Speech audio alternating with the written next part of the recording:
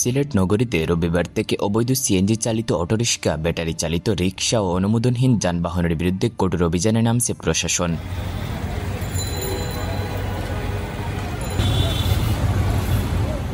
পাশাপাশি নগরের বিভিন্ন স্থানে গড়ে ওঠা অবৈধ স্ট্যান্ডগুলো উচ্ছেদের ঘোষণাও দেওয়া হয়েছে। গত মঙ্গলবার বিকেলে সিলেট মহানগর পুলিশের এক বিজ্ঞপ্তিতে এ তথ্য জানানো হয়। এতে বলা হয়, 14 সেপ্টেম্বর নবনিযুক্ত police commissioner Abdul Quddus PPM পরিবহন মালিক ও শ্রমিক নেতাদের সঙ্গে বৈঠক করেন। ওই বৈঠকে তিনি স্পষ্ট করে জানিয়ে দেন, নগরীকে পরিচ্ছন্ন রাখা ও যানজট নিয়ন্ত্রণে রাখতে আইন মানা সবার জন্য বাধ্যতামূলক। রেজিস্ট্রেশনবিহীন ডুপ্লিকেট লাইসেন্সধারী কিংবা চোরাই যানবাহন কোনোভাবেই নগর এলাকায় চলাচল করতে পারবে না। অবৈধ সিএনজি চালিত অটোরিক্সা এবং অবৈধ সিএনজি চালিত অটোরিক্সা স্ট্যান্ডের বিরুদ্ধে কঠোর পদক্ষেপ গ্রহণ করা হবে। এমনকি যত্রতত্র গাড়ি পার্কিং এর বিষয়েও সবাইকে সতর্ক করে দেওয়া হয়। অতিরিক্ত উপপুলিশ কমিশনার মোহাম্মদ সাইফুল ইসলাম জানান, অতিরিক্ত ভাড়া আদায়ের বিরুদ্ধে অবস্থান নেওয়া হবে। এছাড়া গত মঙ্গলবার সকালে জেলা প্রশাসক মোহাম্মদ সারওয়ার আলমও নগরের অবৈধ যানবাহন ও স্থাপনা উচ্ছেদে কঠোর অবস্থানের ঘোষণা দেন। তিনি নগরীতে চলাচলকারী অবৈধ সিএনজি চালিত অটোরিক্সা সরিয়ে নেওয়ার সময়সীমা বেঁধে দেন, যা আজ শনিবার শেষ হচ্ছে।